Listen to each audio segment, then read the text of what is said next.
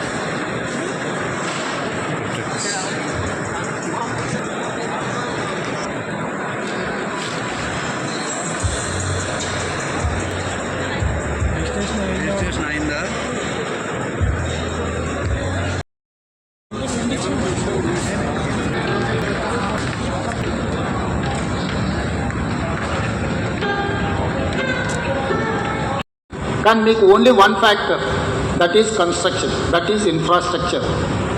IT కంపెనీలతో పాటు outer ring road, అంతర్జాతీయ ఎయిర్పోర్ట్ లాంటివి తీసుకురాకపోయి ఉంటే, ఈ ట్రంక్ ఇన్ఫ్రాస్ట్రక్చర్ డెవలప్ చేయకపోయి ఉంటే ఈరోజు ఇంత గొప్ప ప్రాపర్టీ తీసుకునే వాళ్ళ. ఆ రోజు ఆ విజన్ చేసినప్పుడు కూడా ఆ నాయకుల మీద కూడా అలిగేషన్స్ వచ్చిన ఔటర్కి డెఫినెట్గా బెనిఫిట్ అవుద్ది.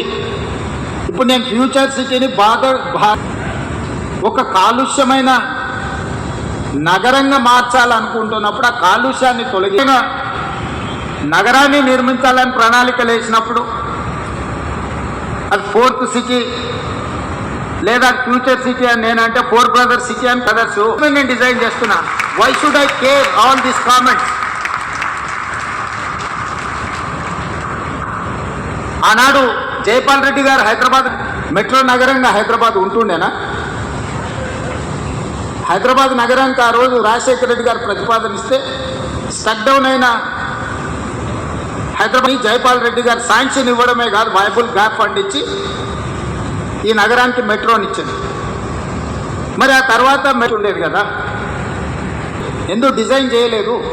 డిజైన్ చేసిన వాళ్ళు కూడా ఔటర్ రింగ్ రోడ్ మీద నుంచి మెట్రో డిజైన్ చేశారు. ఎవరెక్కడ ఎక్కుతారు? ఇక్కడ నుంచి అయితే మీరు ఔటర్ రింగ్ రోడ్ ఎక్కినా కూడా అదే స్పీడ్తో మీరు యూటిలిటీ ట్రాన్స్పోర్టేషన్ అనేది హై డెన్సిటీ పాపులేషన్ ఉన్న మధ్యలో నుంచి ఉండాలి. జనసాంద్రత ఉన్న ప్రాంతాలలో అనేటోడు కూడా రాడు. ఎందుకంటే హైటెక్ సిటీకి ఈ పక్కన ఆ పక్కన చెరువులో ఫారెస్ట్, నగర్ నుంచి ఓఎస్సీ హాస్పిటల్ నుంచి చాంద్రాయణగుట్ట నుంచి agriculture university, where I'm going to construct a high court with in 100 acres from there to Shamshabad airport. I have redesigned metro. Hayatnagar is one more city now. Kukatpally తర్వాత పటాన్చెరు, బిహెచ్ఎల్ దాటి మెట్రో అవసరం ఉంది. లక్షల మంది అక్కడ కార్మికులు పనిచేస్తున్నారు. అక్కడికి ఎక్స్పాండ్ చేయమన్నాం. హైటెక్ సిటీ డిస్ట్రిక్ట్ నుంచి ఈరోజు కోకపేటలో 100 కోట్లు పెట్టి ఎకరం కొనుక్కున్నా. మీ ప్రాంతాన్ని నియోపోలిస్కి మెట్రో ఎక్స్పాన్షన్ చేయమని చెప్పిన నేను. ఇట్లా ఎక్కడెక్కడైతే లాస్ట్ మైల్ కనెక్టివిటీ ఉందో నిరంతరం నేను ప్రయత్నం చేస్తున్నాను. ఈరోజు మీ కంటోన్మెంట్ ఏరియా బాటిల్ నెక్ ఉంది. రాజశేఖర రెడ్డి గారు ముఖ్యమంత్రి నుండి మన్మోహన్ సింగ్ గారు ప్రధానమంత్రిగా ఉన్నప్పుడు కూడా డిఫెన్స్ ల్యాండ్స్ 1 ఇంచ్ కూడా ఇవ్వలేదు. ఒకప్పుడు ఇతర రాష్ట్రాల నుంచి వచ్చేటోళ్ళు రైల్వే స్టేషన్కి మీ ఇల్లు ఎంత దూరం, మీ ఆఫీస్ ఎంత దూరం అని అడిగేటోళ్ళు. సొంత రాష్ట్రంలో గ్రామాల నుంచి వచ్చేటోళ్ళు బస్ స్టాండ్కి మీ ఇల్లు ఎంత దూరము, మీ ఆఫీస్ ఎంత దూరం అని అడిగేటోళ్ళు. ఇవాళ ఇతర దేశాల నుంచి వచ్చేటోళ్ళు ఏమడుగుతారు, ఎయిర్పోర్ట్ నుంచి ఎంత దూరం ఉంది మీ ఇండస్ట్రియల్ హబ్ కానీ మీ కార్పొరేట్ ఆఫీస్ కానీ ఎయిర్పోర్ట్ నుంచి ఎంత టైం పడుతుంది రీచ్ అవ్వడానికి అని అడుగుతారు. మరి అట్లాంటి లేదా, అనుమతులు తేవాల్సిన అవసరం లేదా?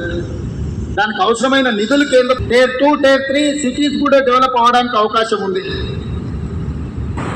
ఇండస్ట్రియల్ గ్రోత్ వస్తే ఆటోమేటిక్గా ఆదాయం పెరగడానికి అవకాశం ఉంది. మీరు ఎక్కడనో ఎత్తుకుంటూ పోయి పెట్టుబడులు పెట్టేది ఎందుకు? మీ పెట్టుబడులు ఇక్కడ పెడితే మీ పెట్టుబడులే రెండింతల ఆదాయాన్ని తెచ్చిపెడతాయి కదా.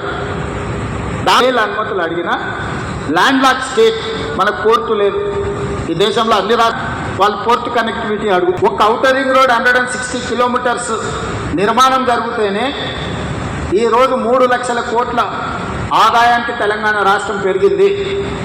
అందుకే కేంద్ర ప్రభుత్వంతో మాట్లాడి ఆగి service sector, semi urban reason industrial sector,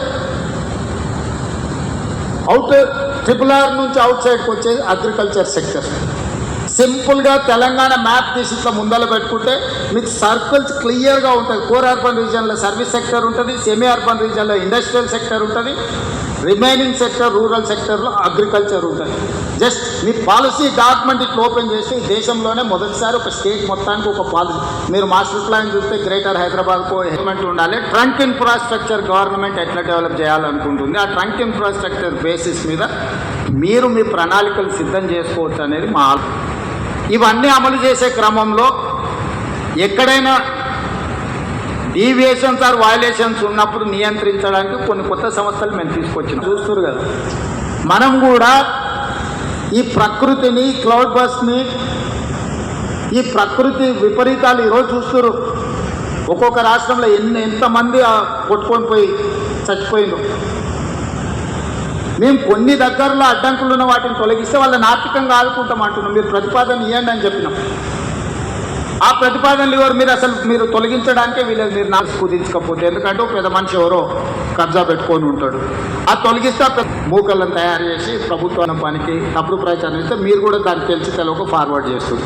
అది శివరాకరికి మళ్ళీ మీ వైపే వచ్చి మీకే తగులుకుంటుంది. అది దానివల్ల నాకేముంటుంది, ఒక నాలా ఎంక్రోచ్ అయినా ఎంక్రోచ్మెంట్ నేనేం స్విమ్మింగ్ పూల్గా వాడుకోను కదా దాన్ని. ఆ ప్రాంత ప్రజలకు ప్రయోజనము. సున్నం చెరువును పునరుద్ధరిస్తే మీకు ఈ ప్రాంతంలో ఉండేటోళ్ళకే ప్రయోజనము. ఆ రోజు ఇక్కడ హైటెక్ సిటీ కట్టిన రోజు చాలామంది ఆరోపణలు వేశారు. ఈరోజు హైటెక్ సిటీ ఎన్నిటికీ వేదిక అయింది. ఇవన్నీ కూడా మీరందరూ విజ్ఞతతో ఆలోచన చేయాలి. 100% హైటెక్ సిటీ ఎవరు కట్టిరు అంటే చంద్రబాబు నాయుడు కట్టి నేను చెప్పాల్సిందే కదా. ఆ వ్యక్తి కొందరికి నచ్చవచ్చు, నచ్చకపోవచ్చు. రాజశేఖర రెడ్డి గారు కొందరికి నచ్చవచ్చు, నచ్చకపోవచ్చు. దేశ స్వతంత్రం కోసం కొట్లాడిన వాళ్ళు మహాత్మా గాంధీ, పండిత్ జవహర్లాల్ నెహ్రూ గురించి స్వతంత్రం గురించి మాట్లాడితే వాళ్ళు తెచ్చిందని చెప్పాల్సిందే కదా. కానీ వాళ్ళు ఈ దేశానికి ఇచ్చిన ఒక గొప్ప స్ఫూర్తి ఎప్పటికీ మన knowledge. Language is only for మన ఊర్లో మాట్లాడుకునేది ఇంగ్లీష్, బాత్రూమ్ గడిగేటోని కూడా ఇంగ్లీష్ వస్తుంది. జపాన్కి, జర్మన్కి ఇంగ్లీష్ వచ్చా, వాళ్ళకి చైనాకి ఇంగ్లీష్ వచ్చా? ప్రపంచ దేశాలను చైనా, జపాన్, జర్మన్ శాసిస్తుంది కదా. ఎంతమందికి ఇంగ్లీష్ వచ్చా? దేశంలో పరీక్ష పెట్టుంది. తెలివితేటలకు, చిత్తశుద్ధికి భాషకు సంబంధం లేదు. భాష వచ్చిన వాళ్ళందరూ విమానాలు నడుపుతలేరు, భాష వచ్చిన వాళ్ళందరూ రాకెట్లు తయారు చేస్తలేరు. భాష వచ్చిన వాళ్ళు బట్టల షాప్లో బట్టలు అమ్ముతారు, బాత్రూమ్లు కడిగేటోళ్ళు కూడా ఉన్నారు భాష వచ్చిన వాళ్ళు. అదేం పెద్ద సంస్కృతి వచ్చు, కొందరికి జర్మన్ వచ్చు, కొందరికి అదర్ లాంగ్వేజ్ అడిషనల్ క్వాలిఫికేషన్. అది ఐ డూ అప్రిషియేట్. ఆ భాష వస్తే మంచిది, ఇంకొక భాష ఎక్స్ట్రా నేర్చుకుంటే. పివి నరసింహారావు గారికి 14 భాషలు వచ్చేది. ఏ రాష్ట్ర ఎంపీ పోయినా కూడా వాళ్ళ భాషలతో మాట్లాడితే వాళ్ళు చాలా సంతోషపడ్డారు. పని అయినా కాకపోయినా సార్ మా భావం, మా బాధ అర్థం చేసుకున్నాడని. తెలంగాణను అభివృద్ధి చేయాలన్న చిత్తశుద్ధి ఉంది, పట్టుదల ఉంది. నాకు తెలియదు ఏమున్నా అడిగి తెలుసుకునే నాకు సహనం ఉన్నది. రోజుకు 18 గంటలు నిరంతరం పనిచేసే ఓపిక ఉన్నది. ఓపిక ఉంది, వయసు ఉంది, మీతోని నాకు అనుబంధం ఉంది. మనందరం కలిసి నగరాన్ని గొప్పగా నిర్మించుకుందాం. ఏమైనా అపోహండి, ప్రోయాక్టివ్గా రియాక్ట్ అవ్వండి, ఒక పాజిటివ్ నరేషన్ని బిల్డ్ చేయండి. Real estate is final. ఒకటే మాట చెప్తున్నారు, రియల్ ఎస్టేట్ సెంటిమెంట్. ఒక 6 నెలలు అదే ₹1,00,00,000 అంటారు. ఆ ₹1,00,00,000 100 కోట్లకు కూడా పోయింది. కోకాపేటలో నేను కూడా ఒకప్పుడు రియల్ ఎస్టేట్ వ్యాపారం చేసి 8 లక్షల నుంచి 12 లక్షలు. కానీ అదే కోకాపేటలో ఈరోజు 100 కోట్లు, రోజు 14 కోట్లు అయింది, ఇప్పుడు 100 కోట్లు అయింది. సెంటిమెంట్. ఆ సెంటిమెంట్ని మీరు ఎంత పాజిటివ్గా ముందుకు తీసుకెళ్తే మీకు అంత ప్రయోజనం ఉంటుంది. తెలంగాణను ఒక సెంటిమెంట్ హబ్గా, తెలంగాణను ఒక డెవలప్మెంట్ హబ్గా, తెలంగాణ మీన్స్ బిజినెస్. దీనికి ఎవరైనా రావచ్చు, పెట్టుబడి పెట్టవచ్చు. మీ పెట్టుబడికి భద్రత ఉంది. భద్రతతో కూడా మీ పెట్టుబడికి లాభాలు ఇప్పించే బాధ్యత నాది. అనుమతులతో పాటు లాభాలు ఇక నాది. ఇంత మంచి కార్యక్రమాన్ని ఏర్పాటు చేసిన క్రెడై మిత్రులందరినీ కూడా అభినందిస్తూ రండి, మనందరం కలిసి మన తెలంగాణను అభివృద్ధి చేసుకుందాం. జై తెలంగాణ. నమస్కారం.